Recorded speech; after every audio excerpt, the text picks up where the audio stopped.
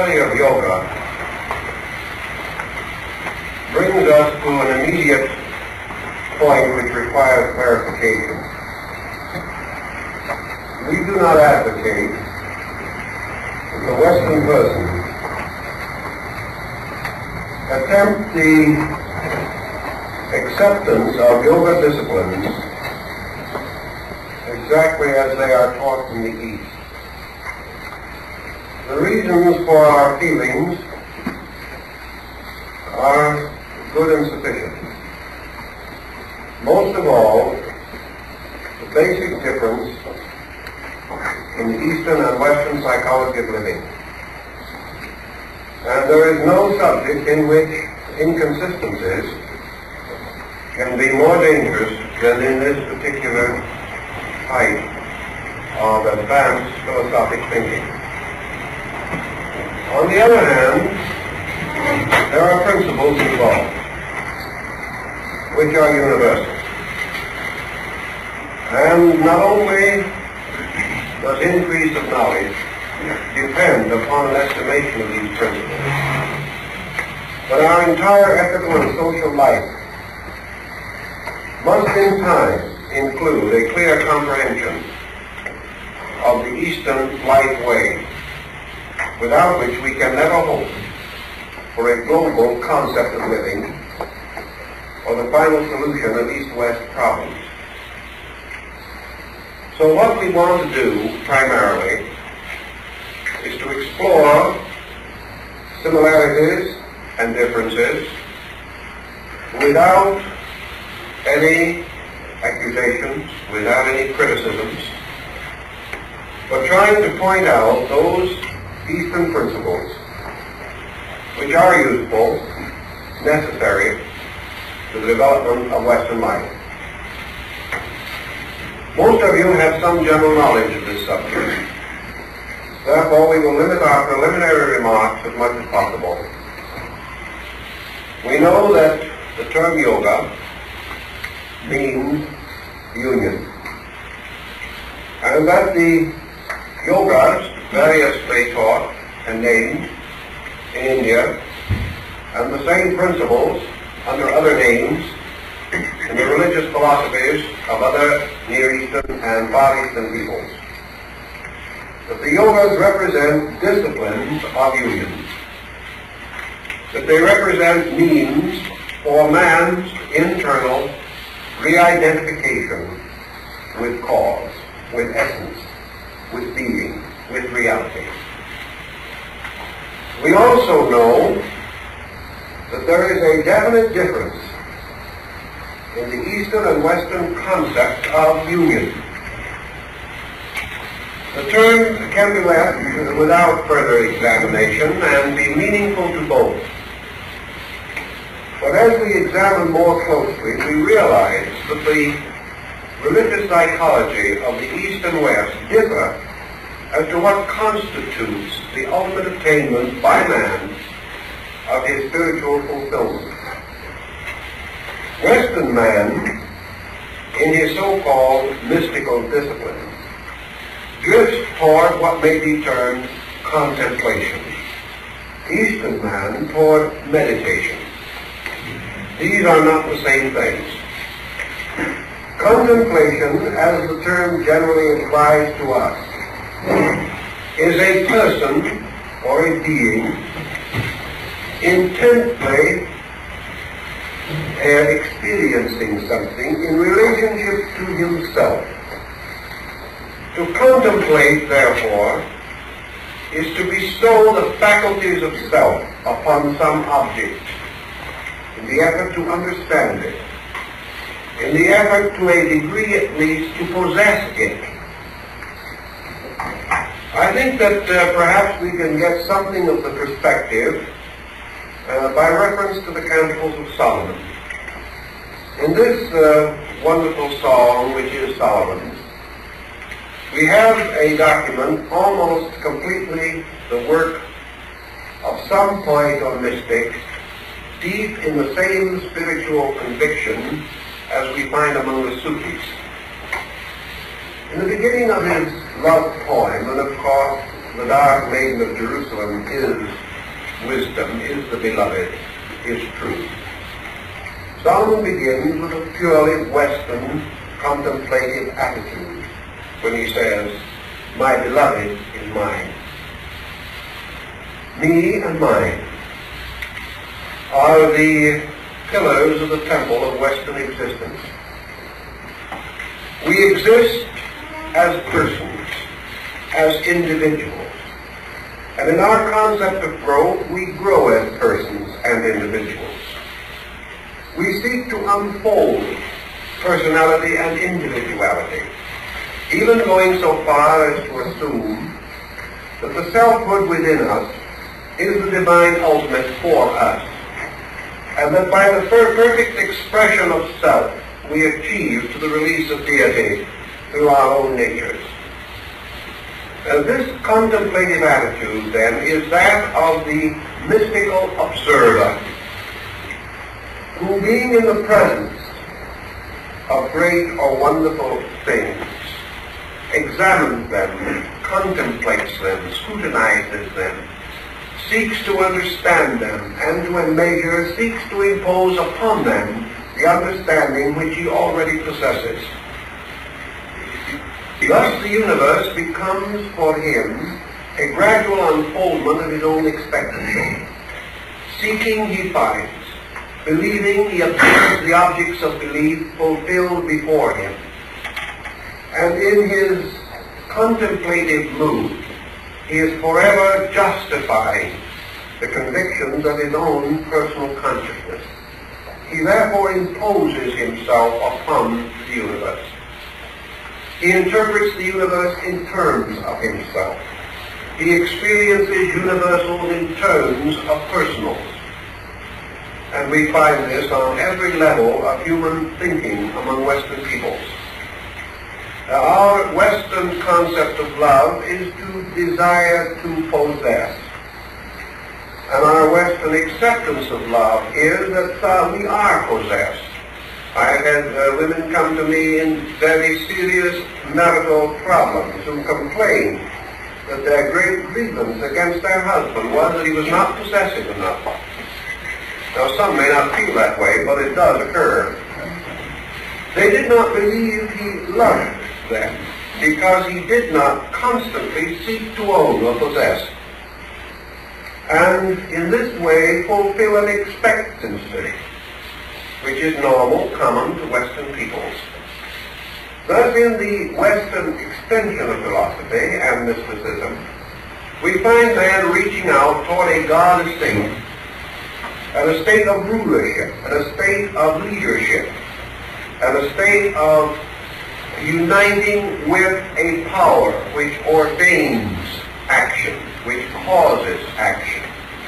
Growth of man is therefore from human to superhuman estate, and from that to a divine estate, in which, becoming God-like, he becomes also possessed of the attributes of deity, seeing in the fulfillment of his own nature the release of divine powers through himself.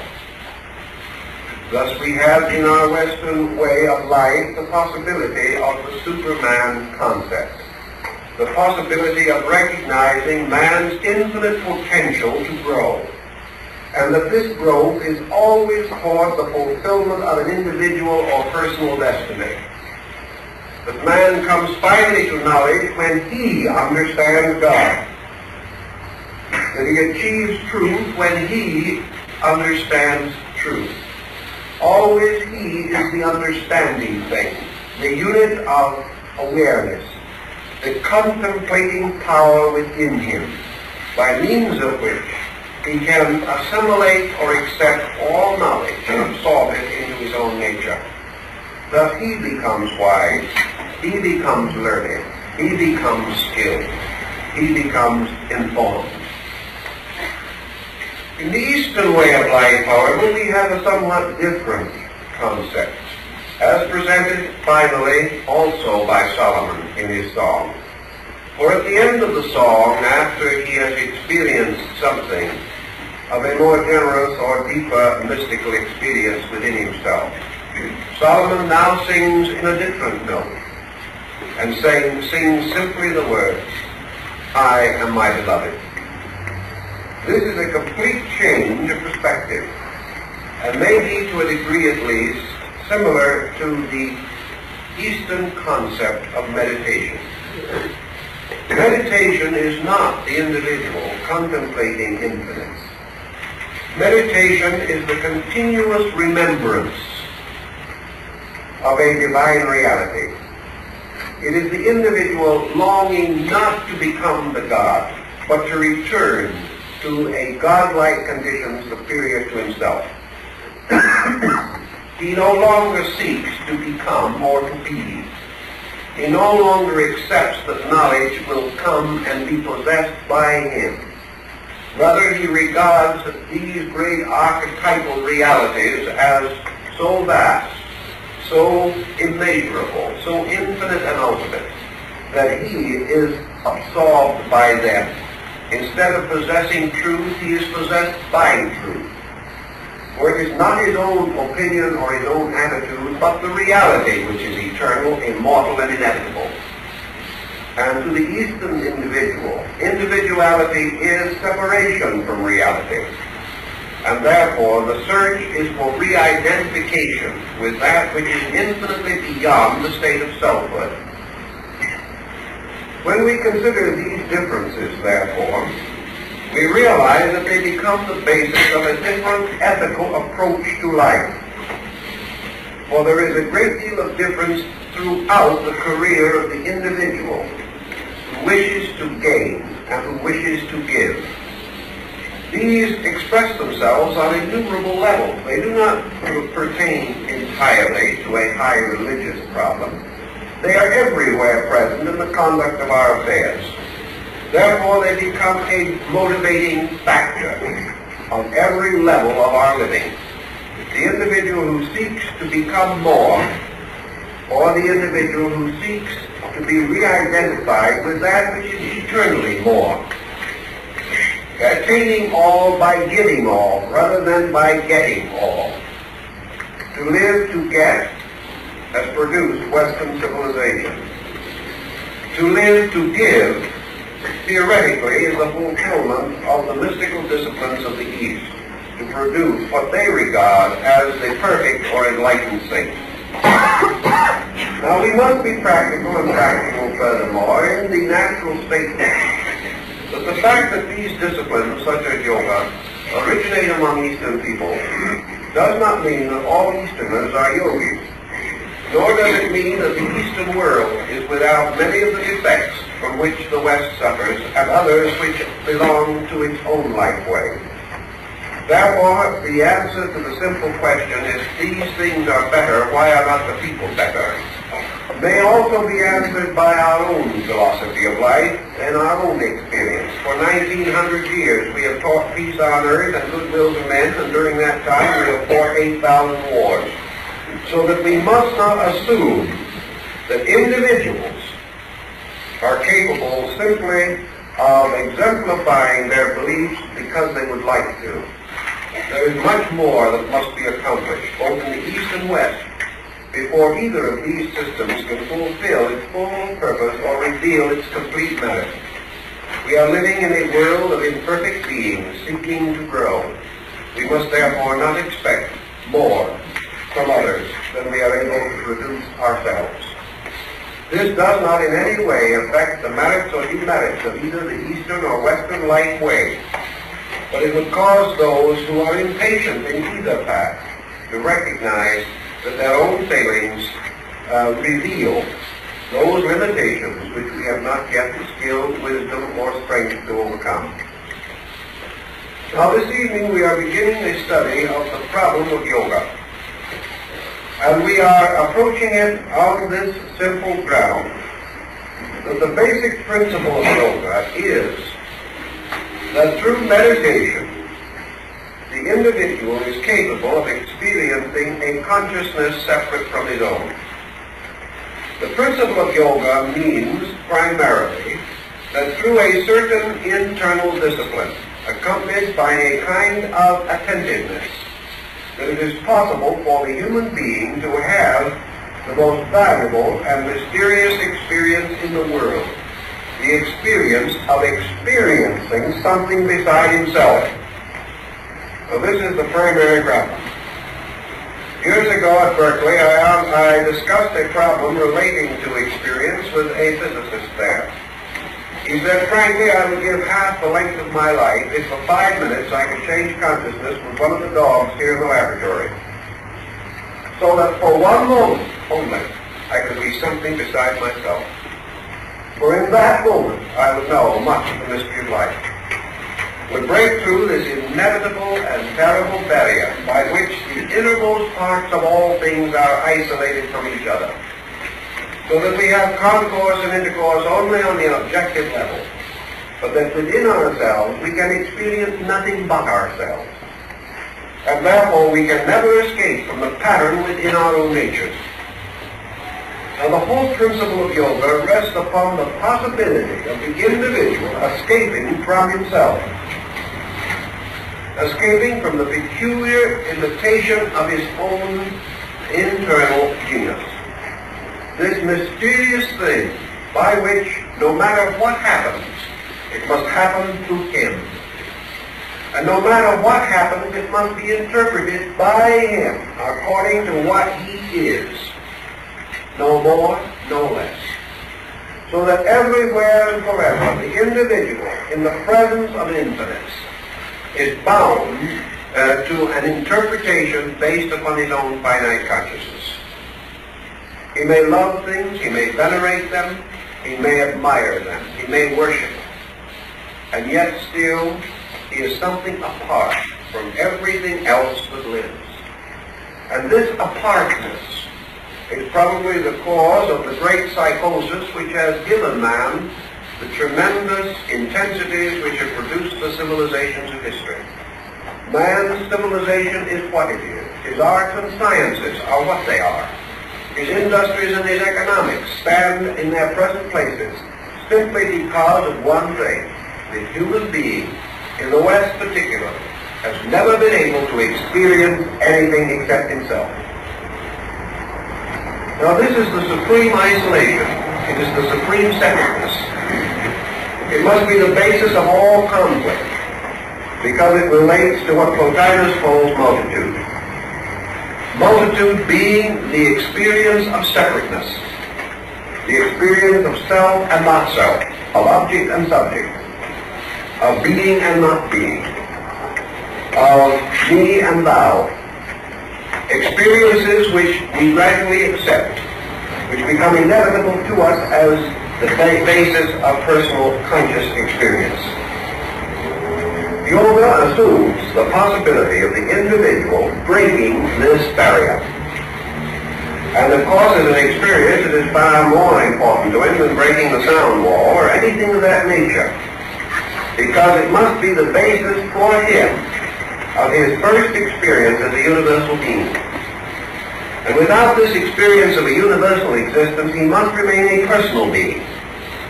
Now, philosophy, ethics, culture, morality, many systems that we already have and have advanced to a marked degree, teach us that there is an existence apart from ourselves. They teach us that art is in spirit, a moving power, an archetypal pattern, that beauty and these things have an existence. Man can venerate them from afar. The artist, to a measure, can experience them within his own capacities and limitations. But philosophy does affirm that there is a holistic existence beyond man's present state.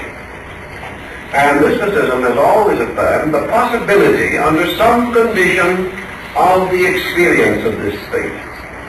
And this experience, the mystical experience of Aristotle, is an experience of universality, or universal or total acceptance of life impact. Yoga seeks to achieve this, and it does not necessarily affirm that the only object of identity is being or deity. Some systems of yoga, certainly, are particularly concerned with man's experience of participation in deity. Other systems of yoga do not even postulate the existence of deity and still maintain the possibility of universal experience. There are schools of yoga which also make a point of the possibility of the individual experiencing other forms of activity, other forms of life, other creatures than himself. The experience of the blade of grass, as we find it in the Zen doctrine. The experience of the soul or heart of the loved one. The experience of identity with the child, with the animal, with the water flowing in the river. The possibility of the experience of not-self in relation to the subject or object of our attention. This possibility of the experience of not-self carries with it what to the West has long been regarded as a negative approach to life. The Westerner insists that the Eastern way of life is negative. And he uses this negative in a kind of negative way. The Easterner may insist that the Western way of life is positive. And he says positive with a slightly ironical implication. Each has failed to a degree, therefore, to sense values which perhaps should have been better understood, even as sects worshiping the same deity are not always able to get along happily together. But in our consideration of yoga, then, we must differentiate between contemplation, the individual examining something, seeking to understand it, and meditation, which is the state of the person seeking eternally to be understood rather than to understand. The state of the individual seeking the experience of that which is not himself, accepting it, rather than imposing himself as the conqueror of the unknown upon everything with which he comes in contact. A very good example, perhaps, of the Western attitude has been the fatalist, in which, for example, men like Aesop, good moralists in their time, and treasured names in our modern world. If Aesop humanizes the animal, he imposes man upon the animal. He did not originate the idea, which came from a much earlier Asiatic source. But he causes animals to have experiences like human beings. He is again following the tendency of primitive man of assuming that other creatures are like himself. Always everything is in his own likeness.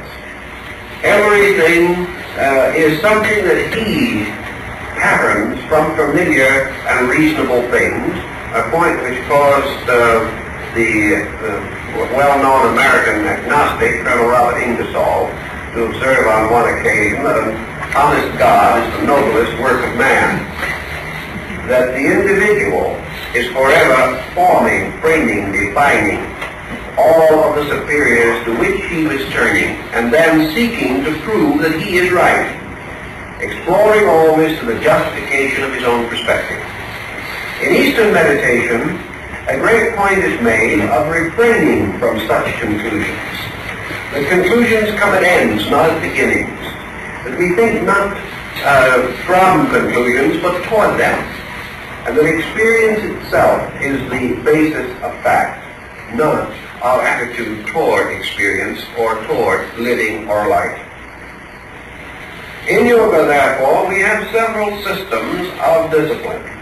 And we must pause for a moment to consider discipline. What is discipline?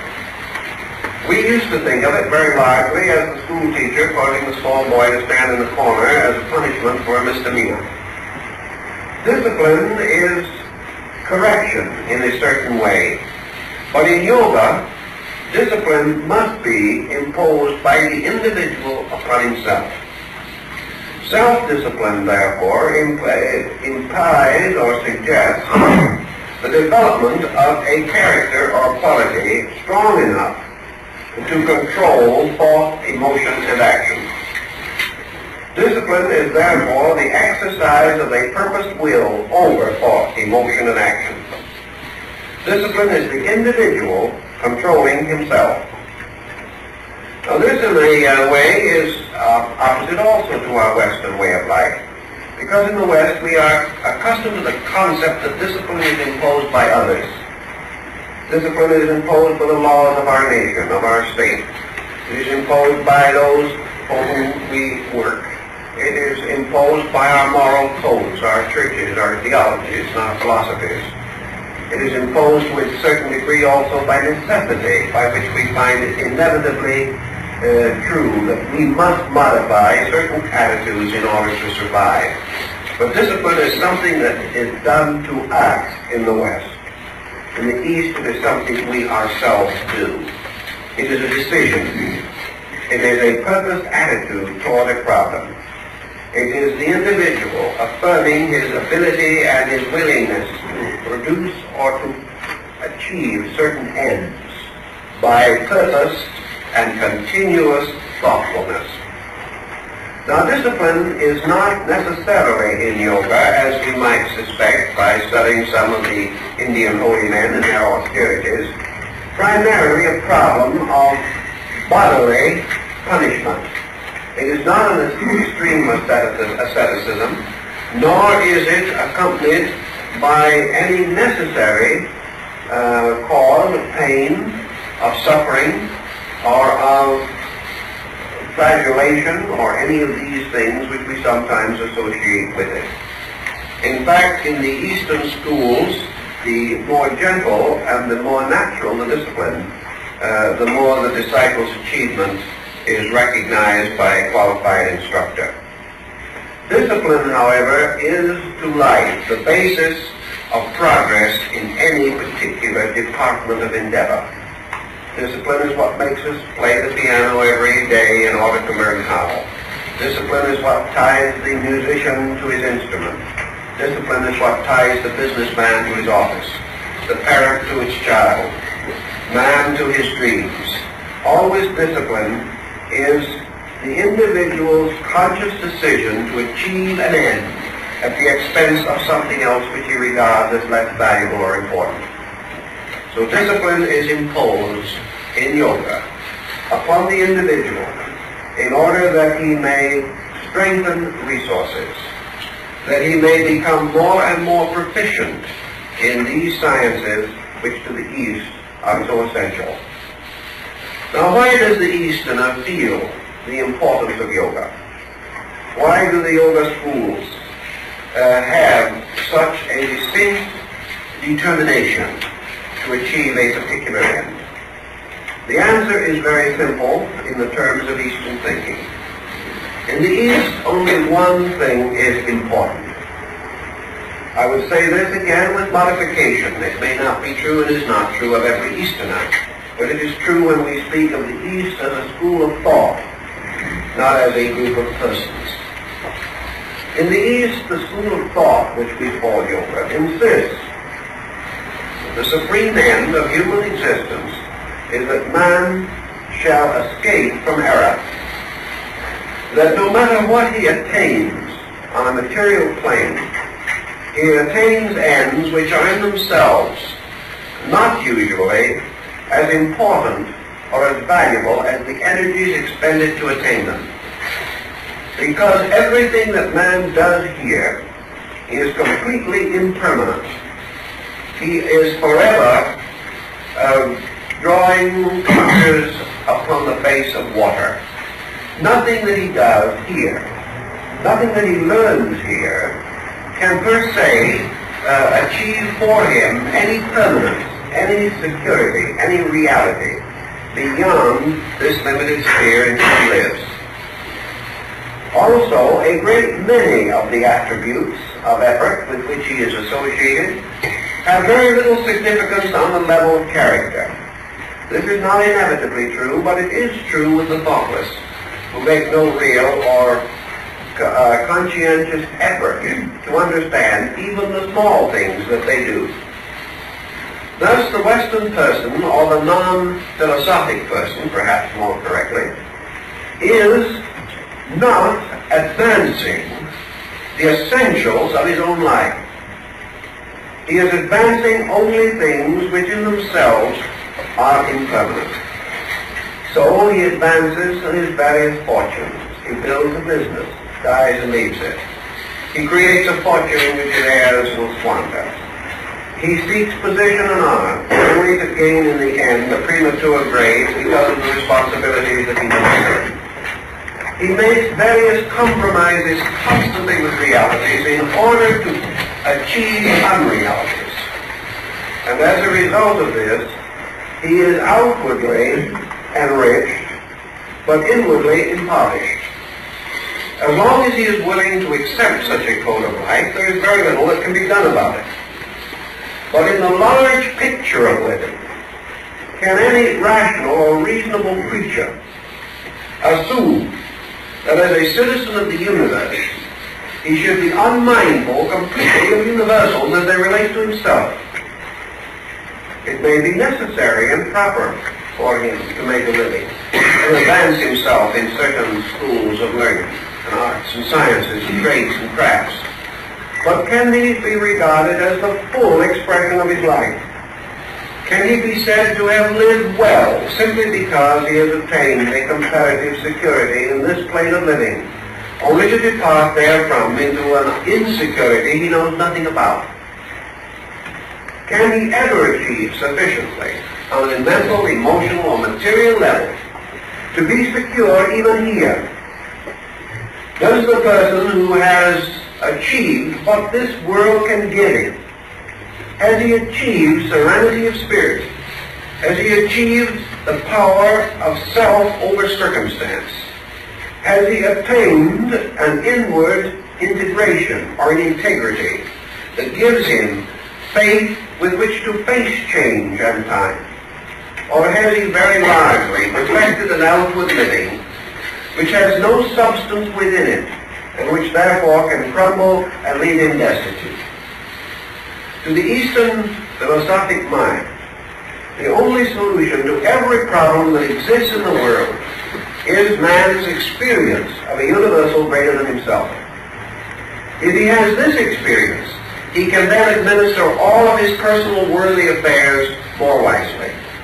If he has this experience, nations will no longer need war. There will be no longer crime. There will be no longer these excesses by means of which all of the good plans and purposes of conscientious human beings come to nothing.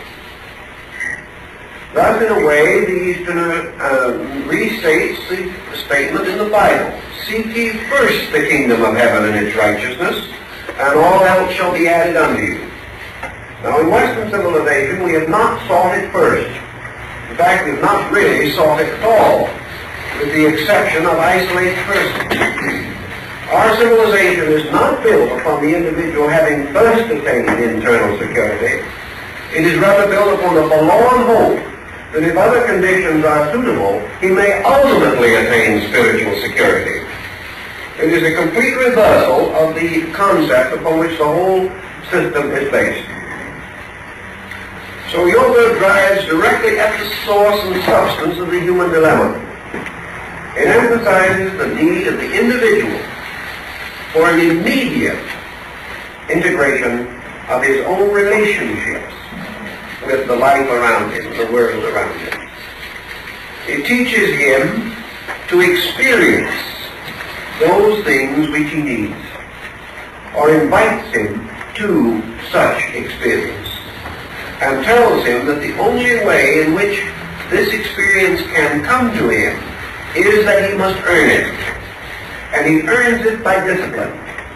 He earns it by the continuous demonstration of his earnest and natural desire to know, to achieve this state of being. He also achieves it by the full and complete statement of his willingness to sacrifice for it. And what a man must sacrifice in these things, again, is a little reminiscent of some of the veiled statements of the New Testament. Because what shall the man sacrifice? With what shall he pay for this treasure that is beyond value? He certainly cannot buy it with money. He has tried that and found a dismal failure. He cannot buy it or pay for it by practically any of the services that he normally renders. He cannot think his way to it. He cannot even feel his way to it. Both thought and emotion are inadequate for the ultimate goal that he wishes to reach. Therefore, what has the human being to give, which is a great enough and worthy enough offering, that it may compensate for the one and eternal thing which he desires to gain? And the Eastern answer to that, perhaps better stated than I have stated it, is very simple. The only thing any individual has to give to anything is himself. And in yoga, the price of liberation is the immediate and unhesitating surrender of self. That the individual who wishes to achieve the eternal must attain therein by the complete and voluntary sacrifice of the temporal. This does not mean that he gives away his goods. It does not mean that he neglects his family. It does not mean that he takes a little flag and starts out on a crusade. Nothing of that kind at all. What it actually means is that within himself, he relinquishes the concept of I. That he relinquishes the I want, I am, I will, I can.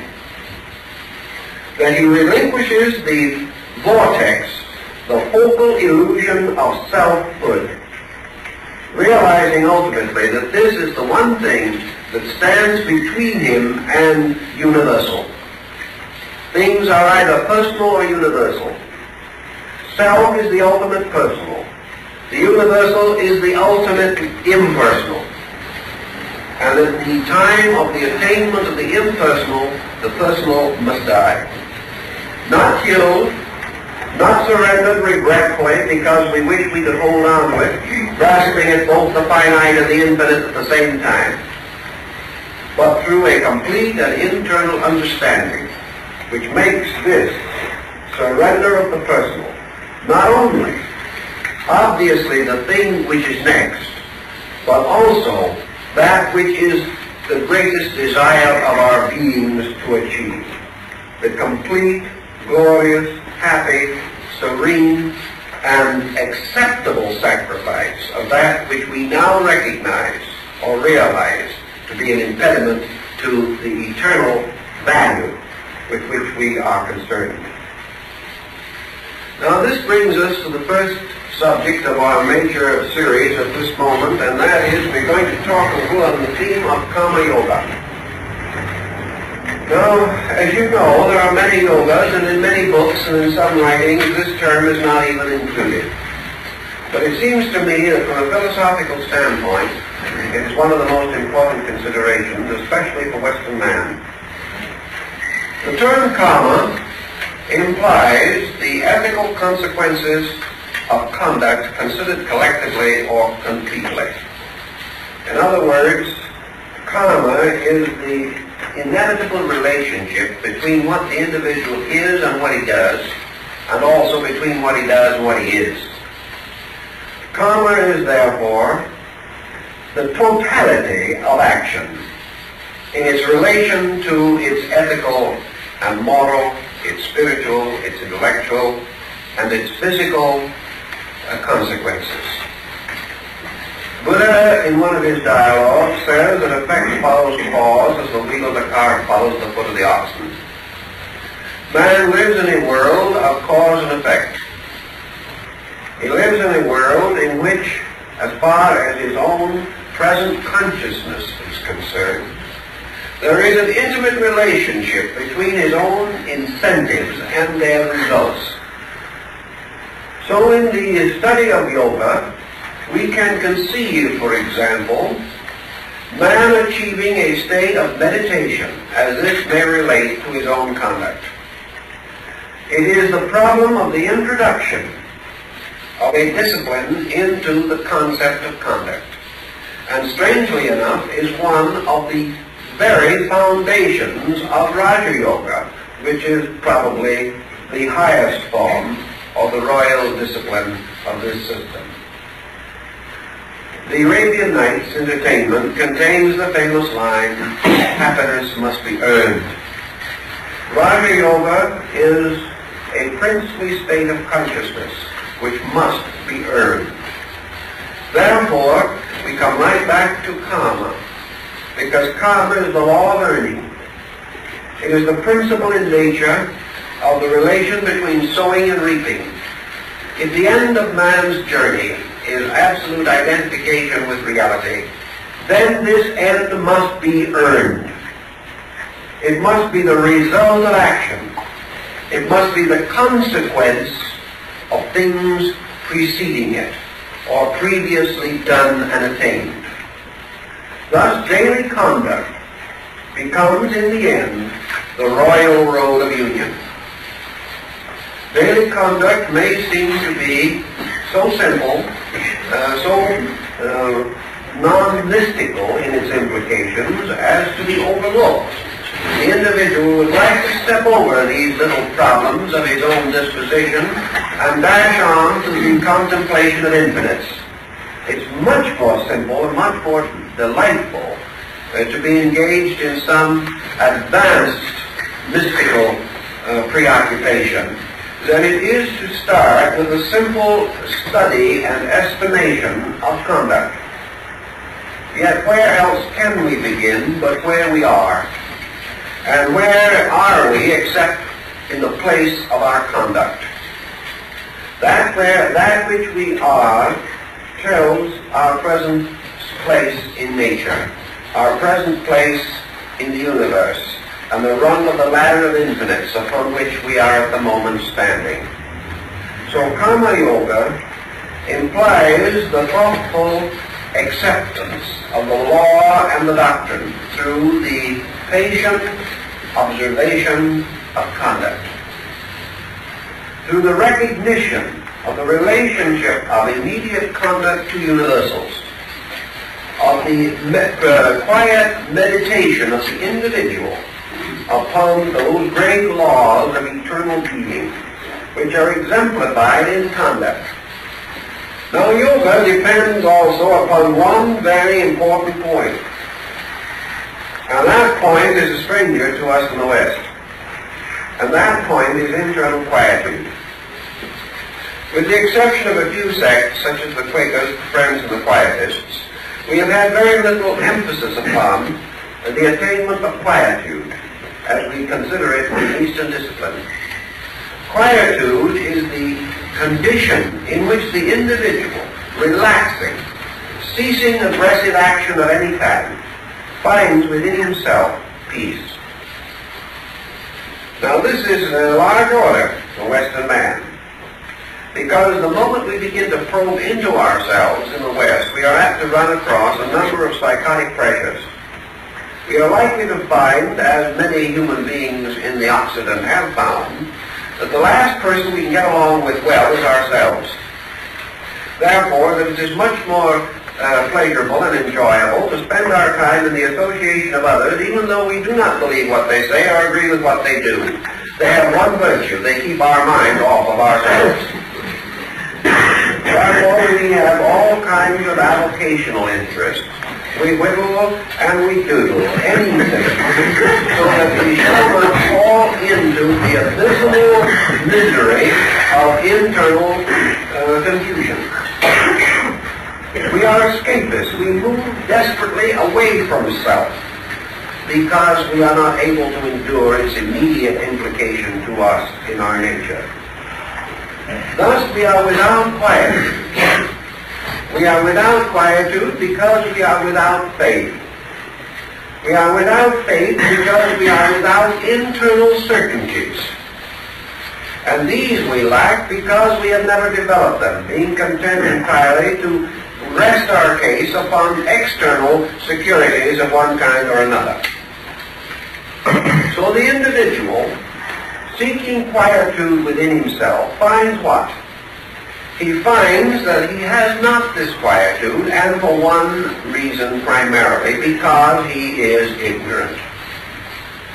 The reason why he is not able to get along in the universe is because he misunderstands the universe, or does not understand. His ignorance is either the simple ignorance of the child or the compound ignorance of the sophist, one or the other. But had he not ignorance, he would not have fear, for fear and ignorance are related. Only the ignorant can be afraid, and the fearful must be ignorant. Because there is nothing in the universe that can cause fear except man's own ignorance of realities. If, therefore, we seek at the beginning of things to retire into a state of securities and are seeking ignorance within our own natures, we can only achieve this end if we have a reasonable attitude toward infinite. If we have the belief that the infinite is a strange, half-good, half-evil thing, combining God and demon, if we believe that the unknown is malicious, if we believe that the universal power is either unhonest or dishonest, we can scarcely have the type of internal integration suitable for internal peace. So in Karma Yoga, we have a very important state of consciousness to cultivate. And that is the continuous recollection of the integrity of reality. Now that sounds like perhaps a platitude, and it is, as long as it is on the tongue or merely in the mind. But only through a certain knowledge or a certain interpretive skill can we gradually put the universe back on an honest foundation as far as we are concerned as individuals. And an honest universe must be the beginning of our own true concept of honesty. So by means of the recognition of law, we begin the process of rescuing values from the obscuration of multitude, from the confusion due to our own inability to estimate the principles upon which our own existence depends. Recognizing this principle, then, we begin through the contemplation of karma. And the first thing that karma must teach us, and the first contemplation or meditation that we may have concerning it, but we are still on the contemplative level, we are still at this stage of the problem, fighting to save God from our own misinterpretation of deity, which is quite an arduous undertaking, by the way. Thus, we begin by understanding that we live in a universe of law. Now this, to most people, is a very inhibiting discovery. Because one thing that we have all a strange resistance to is guidance, domination, or authority. Our search for freedom seems to make us feel that the moment that we come under any pattern of authority, we should be frustrated. And yet law is not a frustrating thing. Law, the existence of law, is the greatest good thing that we know. Now, law intellectually thinks of lawyers and judges and jurors and things of that nature. It's a very cold, it's a very hard term. It sounds very much like a 90-day sentence or $500 bail. Law to us is something administered by men, based upon the codes of Justinian and Hammurabi. Law to us is a mental word. It is a word that carries exactitude, heartless, soulless, and without understanding. The jot and tittle, the eye for the eye, and the tooth for the tooth. Therefore, we have to begin to use our contemplating power, our meditation, and in the continuous remembrance of what law is. And to experience law, not as an institution created by man, or an arbitrary dictate set up by the tyranny of a divine will, but that law is reality. Law is being. Law is actuality. Law is the greatest comfort, the greatest security, the infinite fact of things. Law is our hope, not our Shelah. And law is not a continuous exertion of will. Law is the eternal unfoldment of universal love itself. Therefore, law and love are the same thing. They are not polarities. And why must we say that? We say it because law and love work together and unite in the service of good. That which is the law is the greater good. That which is the greater good is the greater love.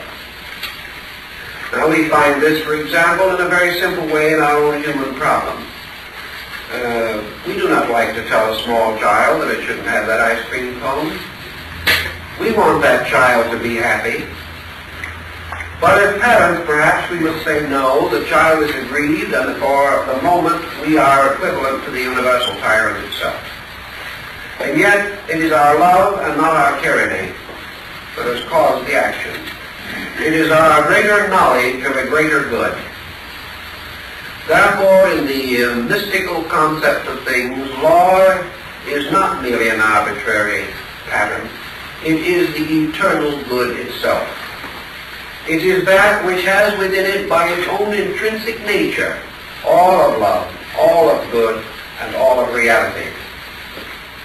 Laws, then, are not to be feared, but to be loved, to be understood, to be appreciated, to be sensed for their real and enduring value.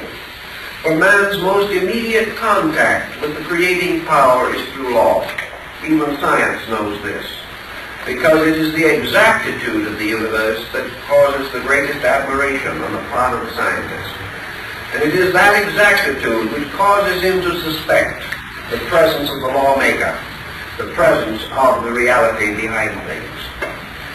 So we begin with the concept of this continual meditation, this flowing of consciousness as oil from one vessel to another, moving on the concept of law, moving on the realization that that which occurs is not only necessary but good. That universal law as it operates upon man is not the will of an arbitrary deity, but the eternal expression of the eternal being. That law is innate in being. That the supreme is law. And that also that the law is the manifestation of that which is supreme. That this supreme is infinite benevolence, infinite beauty, infinite truth. The most perfect forms in the world, like snowflakes, are themselves perfect manifestations of the great law. Plato said, God geometrizes. Moral laws are moral geometry. Ethical laws are ethical geometry. And if we could see these laws transformed from their tremendous pressure foci as we realize their impact upon ourselves, if we could see the pictures of the laws of the universe, we would see the greatest art the world has ever known. We would see the art of the creating power itself, infinitely unfolding in absolute symmetry. Why then do laws seem so difficult to us? Largely because we have placed against these laws that which to the Asiatic mystic is the greatest danger. And that is a self-focal point, the ego. A point of will which does not understand. A point of will, therefore, which is like that of a small child who is forbidden the ice cream cone and does not know why. And because this little child cannot experience the consciousness of a parent, it will never be able until it grows itself and experiences. It will never be able to understand why it could not have the ice cream cone. So in the problem of selfhood, or the focal point of I want what I want, man comes into conflict with a universal pattern which alone knows what he needs. And it is the recognition of the absolute benevolence of the universe that must lie at the beginning of the gradual rescuing of the human consciousness from tension. Because tension arises from confusion, it arises from stress, it arises from rebellion, it arises from all these illusionary attitudes of reproach, of disagreement, of disillusionment, of conflict between individuals and between all individuals, and the patterns which are eternally good for them. So karma begins to unfold on a level of conduct, a simple and approachable level. The importance of the human being's recognition of the essential rightness of that which occurs to him. The essential and inevitable rightness of the position and condition in which he is placed. It begins to emphasize to him rightness rather than wrongness. It makes the thoughtful, careful, considerate person no longer able to say, why did this happen to me? Why should I suffer for the sins of another? Why should I be the victim of the generation in which I live, the circumstances in which I find myself, the inharmonies with which I am surrounded and burdened? While the individual turns to the universe and says why, he is indeed of little faith. But through the contemplation of law, a man begins to answer his own why. There gradually emerges to his comprehension this magnificent unfolding blossom of realities, and the universal pattern becomes to him the hope of his own future, because it is only through law that his own inevitable attainment is assured. And were there in the universe any dishonesties such as there are among men, then the fate of the human being could not be secure. If the laws of the universe could be bribed, could be in any way influenced by human will or purpose, then some would succeed and others fail, and not always would the meritorious attain. But in the absolute honesty of the universe is the hope of the individual that he lives within a universal environment which is incorruptible, and therefore the greatest good for himself.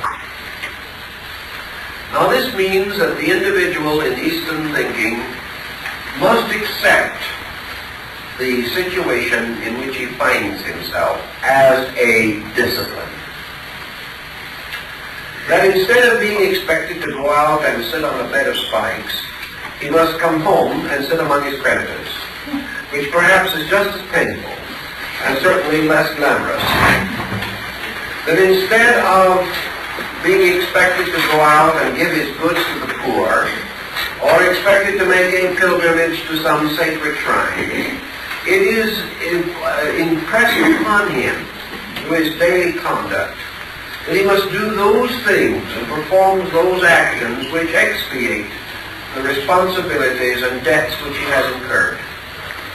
He learns in various ways, and some of the simplest lessons are immediate. Some not so simple are extended over larger periods of time. Many persons say that because of circumstances which they cannot grasp, it is impossible for them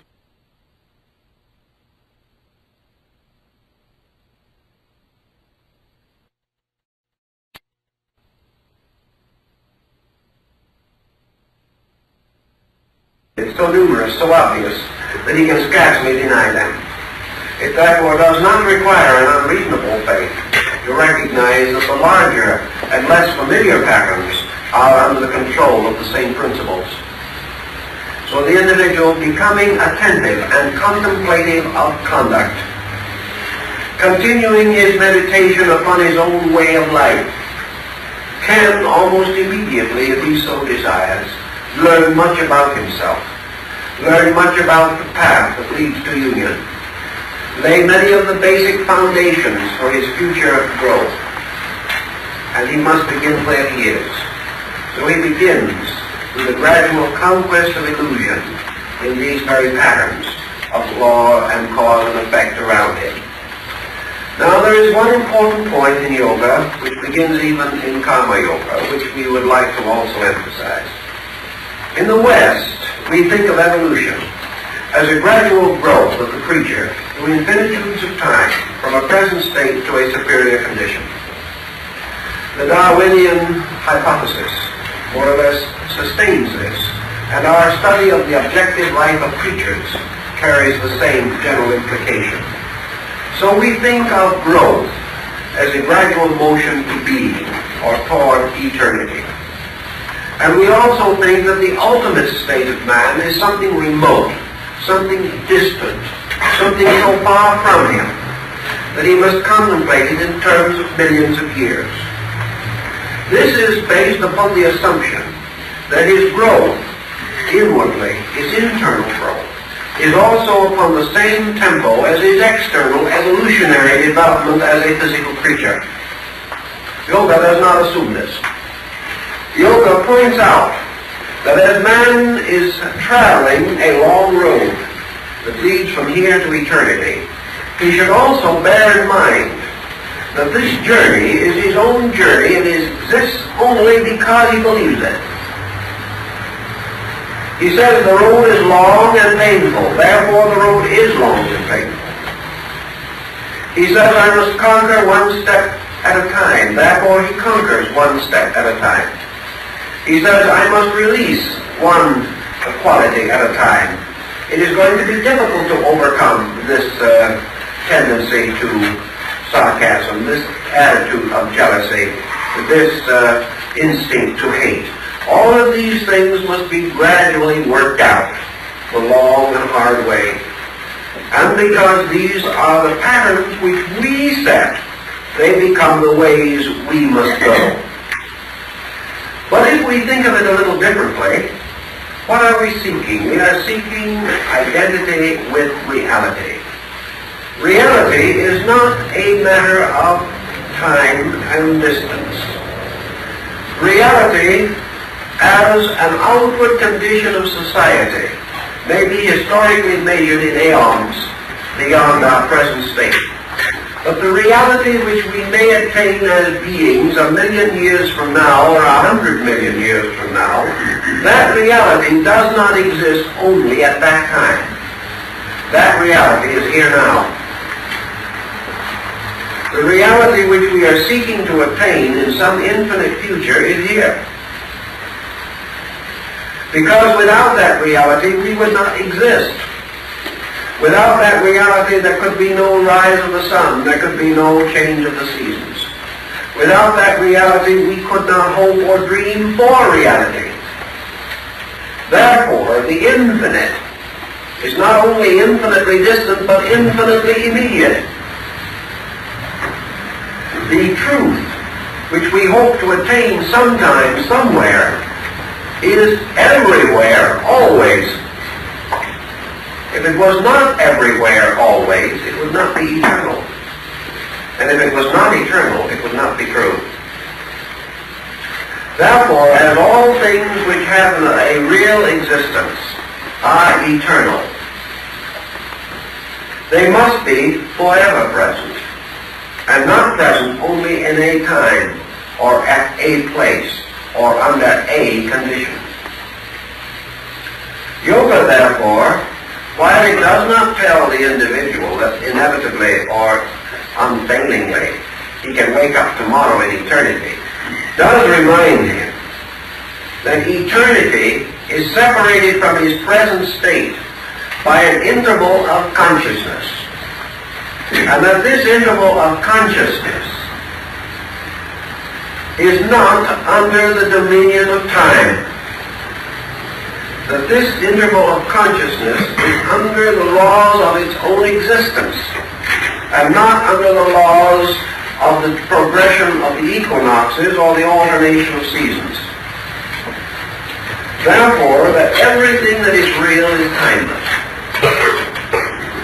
and that man's concept of time is the measure of an interval of quality within himself, It is man's effort to measure that which man cannot even comprehend, understand, or hope to validly estimate. Therefore, in the problem of yoga, the individual must make a positive or major change in certain values. But yoga tells him very frankly that if he goes along by the law of Karma Yoga, if he is punished and rewarded, helped and hindered by his own conduct, on and on and on, if he lives with himself long enough, he will get over himself. Now that may require 100 million years, because some people are awfully fond of themselves. It may require an immense cycle of pain, pleasure, hope, despair. It may mean that he has to move with the enormous motion of life itself, learning through trial and error, learning to cling to the real by the perpetual failure of the unreal, coming finally to love the true by being disappointed countless times when he devoted his affections to the untrue. Ultimately, however, Karma Yoga must lead him, as the inevitable consequence and chemical reaction of cause and consequence, must lead him ultimately toward the goal of emancipation. Therefore, everything that happens to us contributes gradually to the upbuilding of the power of release. But this may be an exceedingly long, difficult, problem-ridden journey. A journey which in the Eastern way of life is measured not in years but in lives, hundreds of lives, lived by the individual seeking to find the one life that is forever here. This also plays a very important part in Buddhism. And it is very important to consider it in connection with karma, in order that we may not fall into the pit that Aristotle was so quick to deserve in certain of Plato's doctrines, namely what he calls the doctrine of regressive evasion. In other words, why does it happen now? Because of something that happened yesterday. Why did it happen yesterday? Because of something that happened the day before. And so on to infinity. We never arrive at first cause. On the opposite end, tomorrow is the result of today. Day after tomorrow, the result of tomorrow. The day after that, the result of the preceding day, and so on, and we never come to an ultimate. Aristotle pointed that out as leading inevitably to a vicious circle. In other words, these causes and effects go on forever, and man exists only in a squirrel cage, in which he can never escape unless there is some other dimension or some other factor involved in the operation of these laws. Now, the thing that is added, the difference by which the cycle is established rather than the circle, lies in another factor, another dimension of this important problem. Namely, that not only is man experiencing, but man is meditating. Man is contemplating internally the overtones of value involved. Therefore, everything that happens to him not only brings its mechanistic effect, but its philosophical overtones. Man is not only passing through an incident, he is changing consciousness as a result of the incident. Now, if this changing of consciousness is by trial and error alone, then, again, we have the long and difficult path. But if this change of consciousness is under discipline, then the individual begins to affect his own action. He begins to step into the problem of activity in a new relationship to it. Now, to come to the yoga angle on the thing, however, we have a little different point of view that has to be taken into consideration. Yoga as a recognition of a certain impersonal, inevitable divinity reminds us that nothing can happen to us unless there is something for it to happen to. If the the individual stands on a certain street corner in the midst of traffic, he is very apt to have close shaves or finally be injured. If he is not there, he cannot be injured. Karma and these laws of cause and effect, which we interpret on a moral and ethical level as pain and pleasure, reward and punishment, good and evil, only operate because of our own position in relation to the universe. They have no operation, as far as we are concerned, except in relation to the focal point with which we are concerned. There is no karma unless it happens to us. Now this is a rather subtle point, but it is exactly the problem that there would be no danger of being shot if you weren't there. But if you are there, there is a very good danger of being shot if the bullet is aimed at you. Karma, in order to operate, must operate against certain fixed illusions within the consciousness of the being affected. Karma can only operate where the individual is under a certain cycle of activities of a moral nature in which he is capable of right and wrong decision, and in which he is sensitive to the reactions of joy and sorrow, hope and fear, life and death. Now, a good example of the problem of yoga is the problem of death itself. And in all systems of mysticism and esotericism, death and illumination have always been intimately associated in symbolism. The transition from this world to the next has been used to represent the transition of man from one state of existence in consciousness to another. Now we come to a very simple problem. Do we die? The materialist says yes, death is possible. Now is the fact thus established, or does the materialist die because he accepts the fact? Now don't think for a moment that we're going into a sphere of affirmations, because that isn't where we want to get to. Do we, as thoughtful idealists, believe that we die? Do we believe that death is the end of anything, or is merely a transition from one condition of existence to another? Yet something can die. The reason why it can die is because it was born. If there is something within us which cannot die, the reason why it cannot die is because it was never born. It was itself eternal. And that what we call birth and death are motions on the level of form in which that which is unborn and undying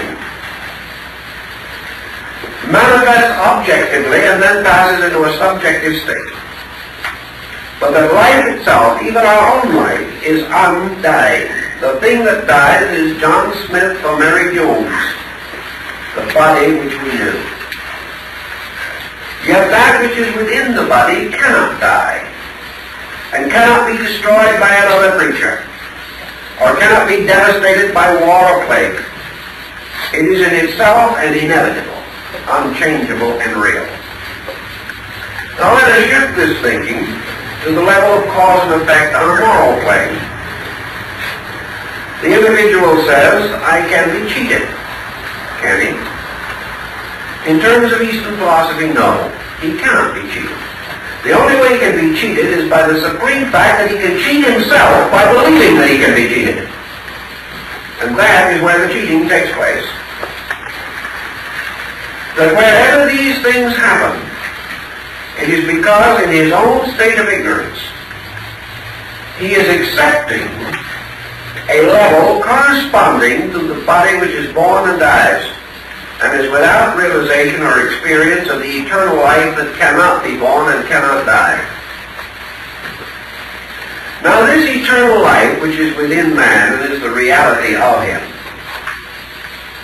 is therefore like the reality of his spiritual integrity, something that cannot be touched by the vicissitudes of existence. Yet while man lives objectively, he can be sick. As long as he lives objectively, he can be rich or poor. As long as his consciousness is focused upon body, he is a victim of everything that happens to body. As long as he believes that he and his body are identical, he can fail, he can pass through every change, every alteration, every mood to which body, as a visible and objective form, can be subjected. As body, he can be martyred. As consciousness, he cannot. As body, he can be defeated.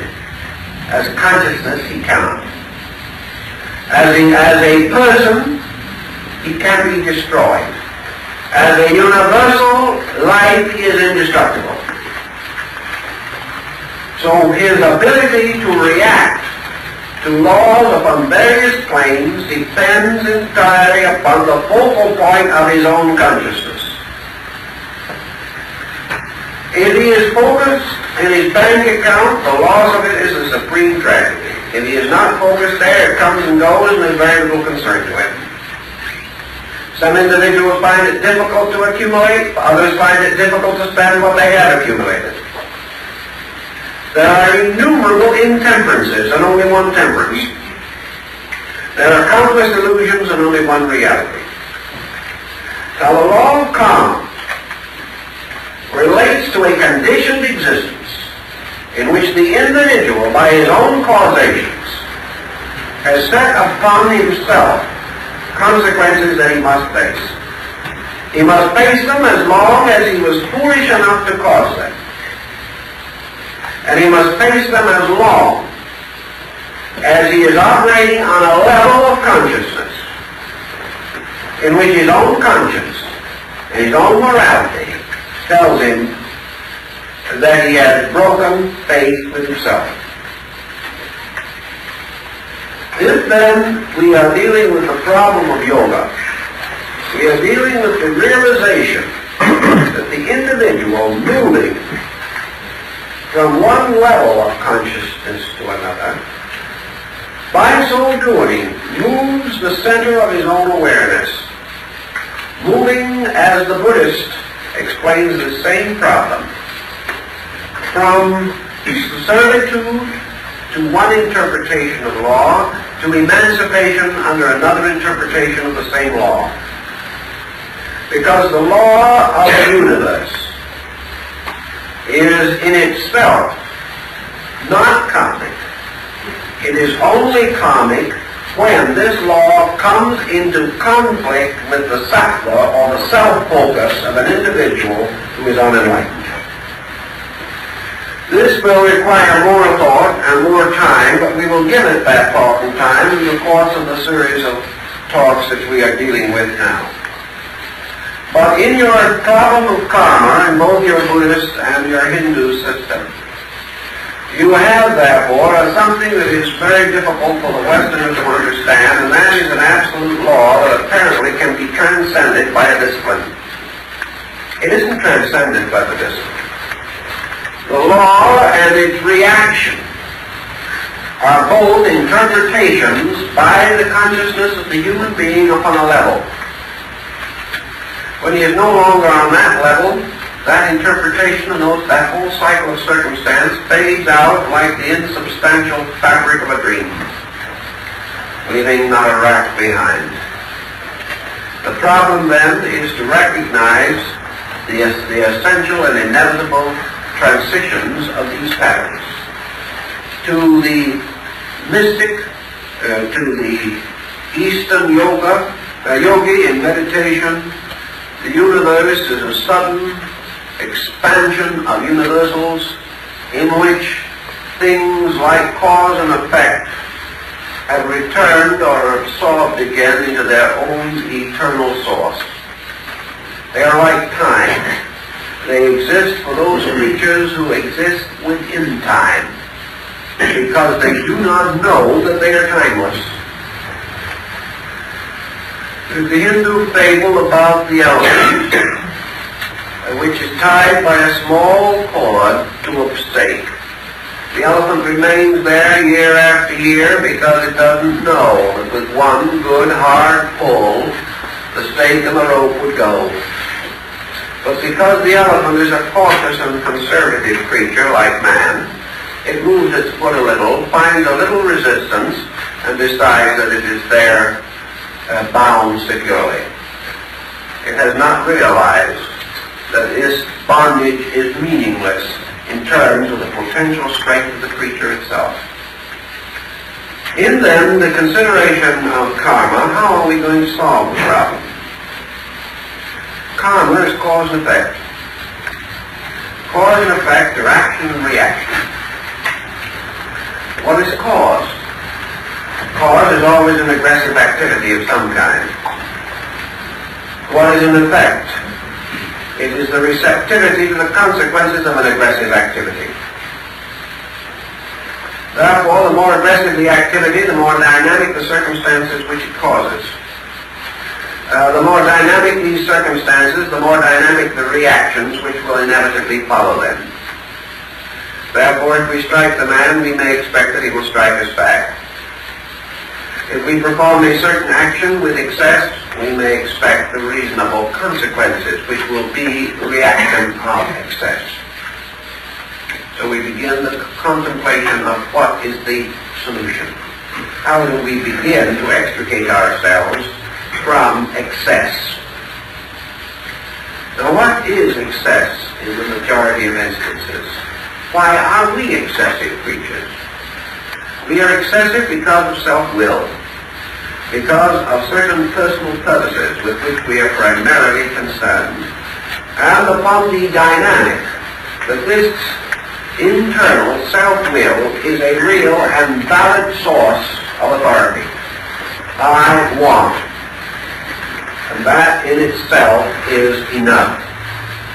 From that point on, there is only one thing that remains, and that is to get what we want.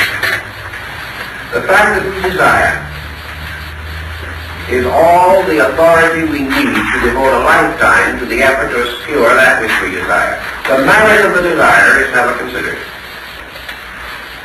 The essential integrity of the thing which desires, and its essential nature, and its relationship to eternals, is not known.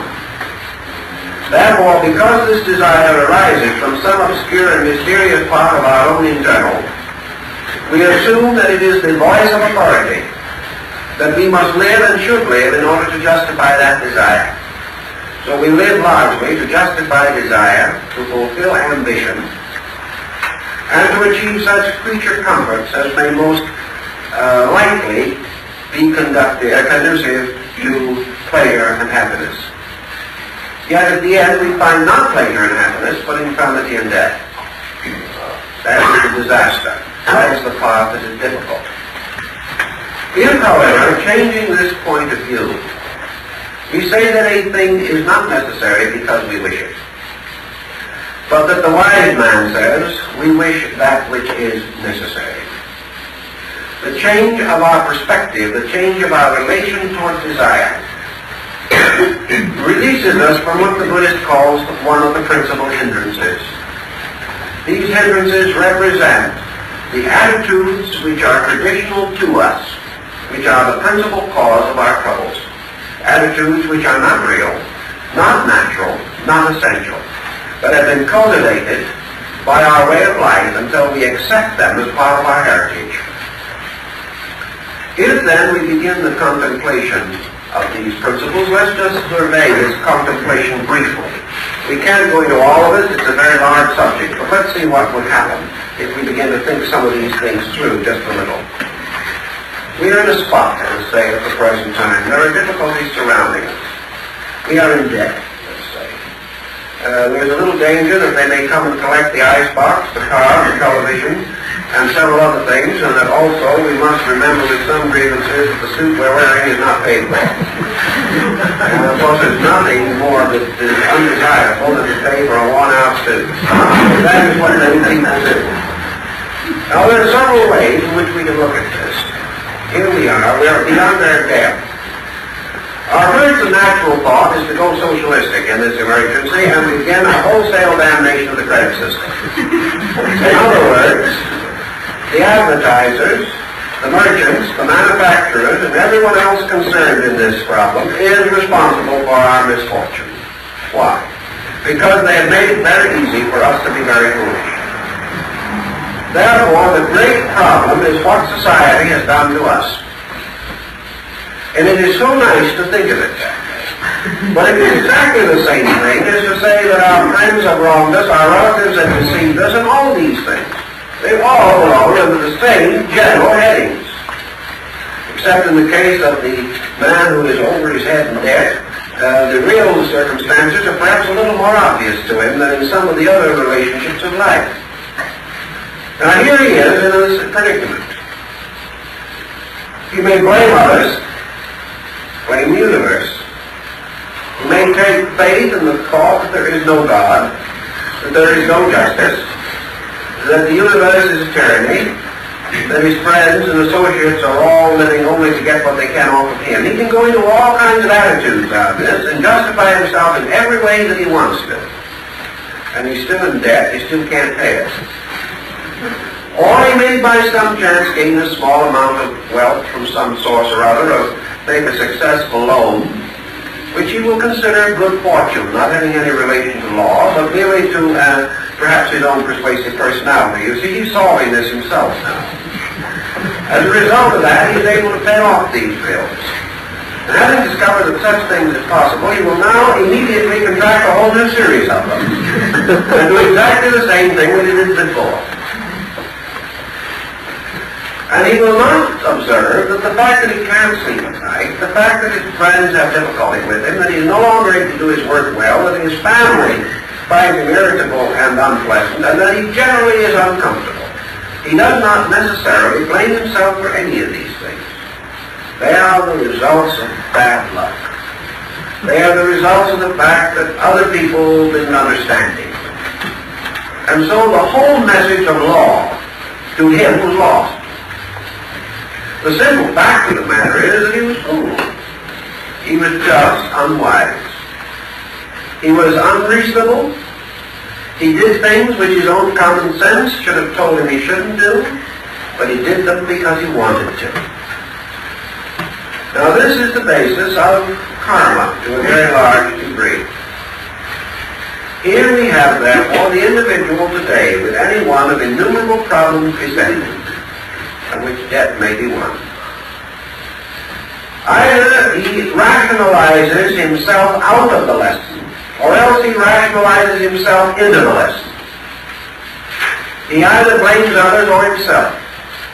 And the first step in the situation is to blame himself.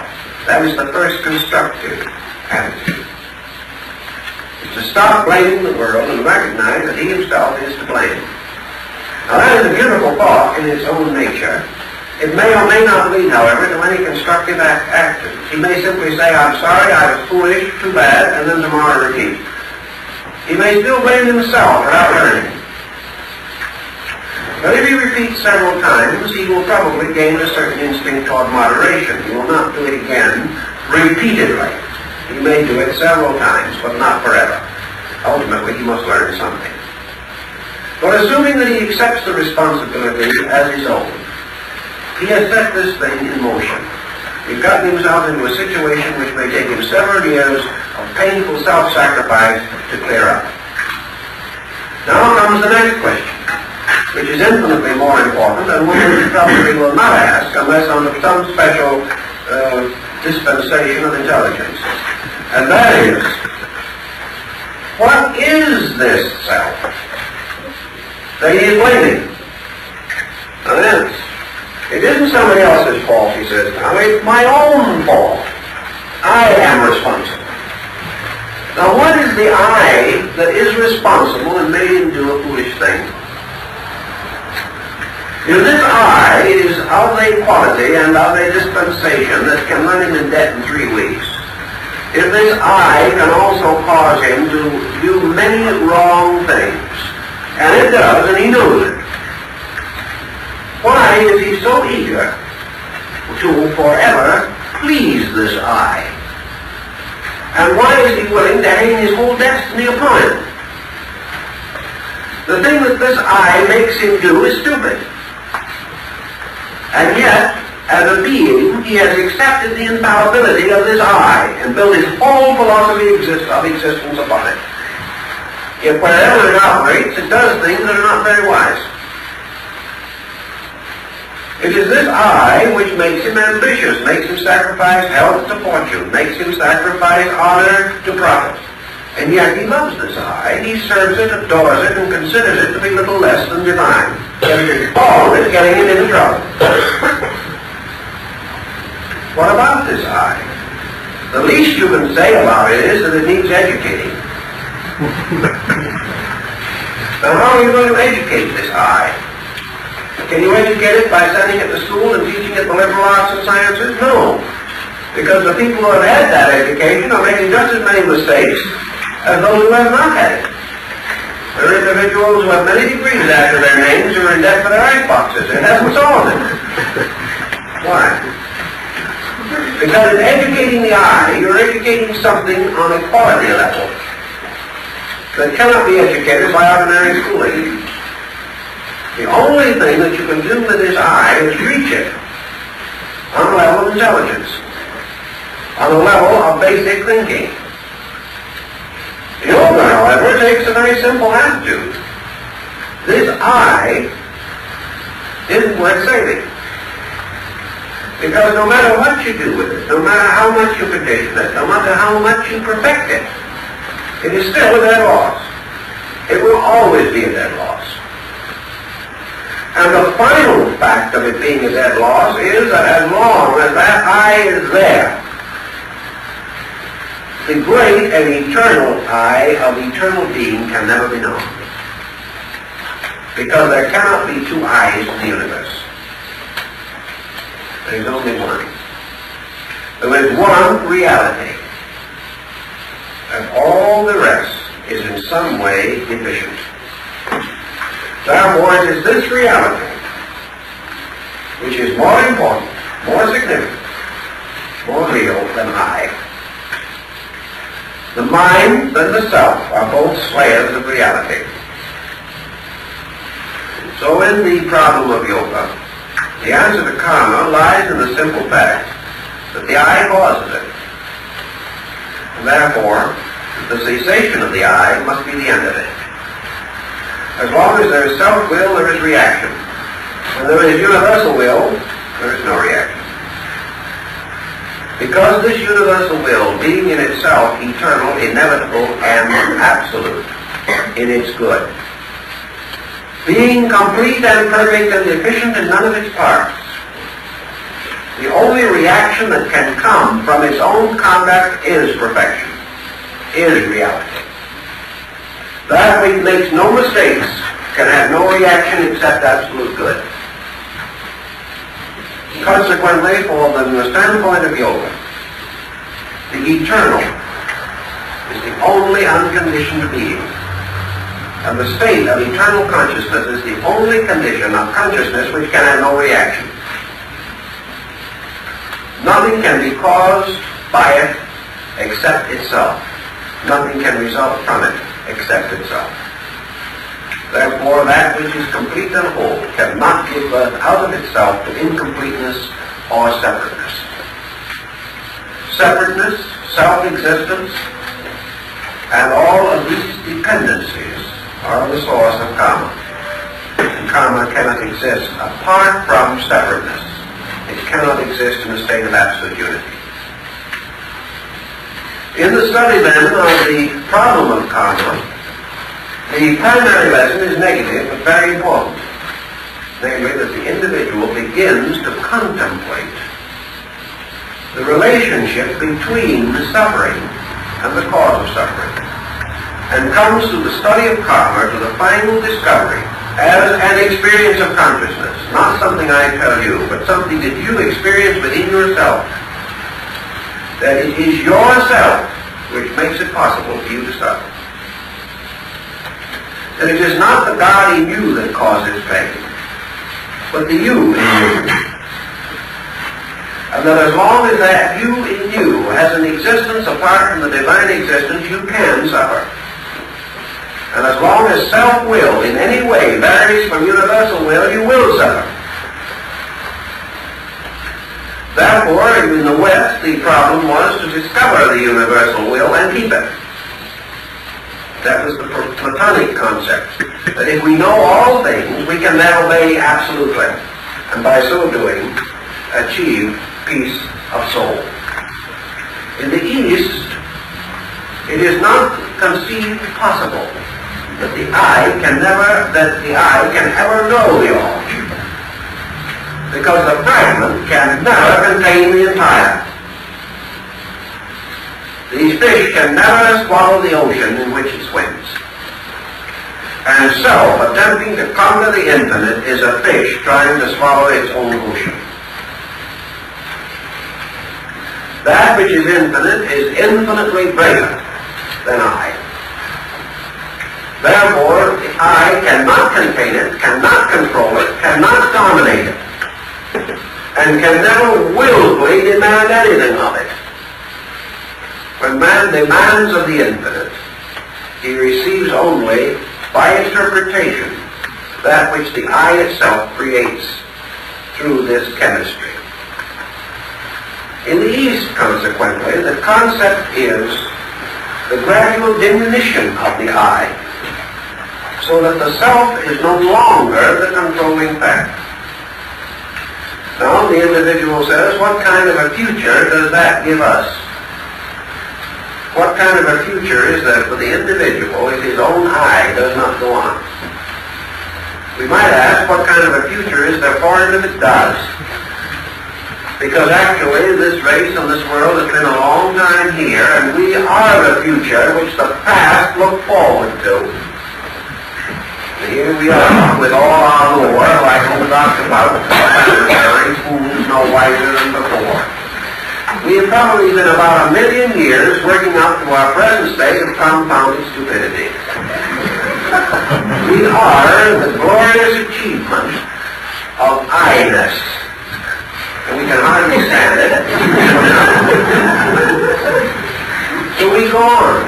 Theoretically, we go on long enough and industriously enough, we may blow ourselves into another orbit. What is the solution? Have we found peace? Are we any happier than the Aborigine? Actually. We have found new pleasures, but we have paid for each of them with a new pain. Where has the eye brought us? The eye has brought us only to a state of unmitigated egotism, a continuing optimism concerning our own capacity to do things that we have hardly the inclination to do, and no proof that we will increase in inclination. The East says we'll never make it that way, because we cannot break through the tyranny of selfhood on the level of a material, educational, or moral, or even theological program. The self remains, and as long as the self remains, the individual is the victim of it. But supposing the self does not remain, supposing we achieve the Eastern meditation, which is man's position of becoming receptive to the motion of infinites through himself. What then is his condition? Suppose that the I ceases, and that the individual is returned again to universal consciousness itself. What is his state? In the first place, we don't know. And the only experience that we know of it, and can have of it, is the experience that is gained, and it is relative, in the higher examples of Raj Yoga.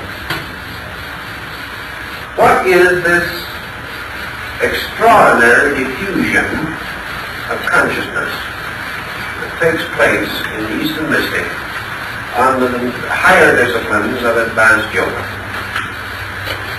He feels himself moving inevitably and eternally toward an identity.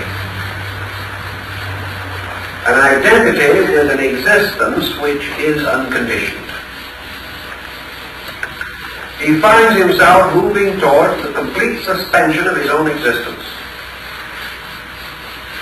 He does not report to us a terrifying descent into vacuum.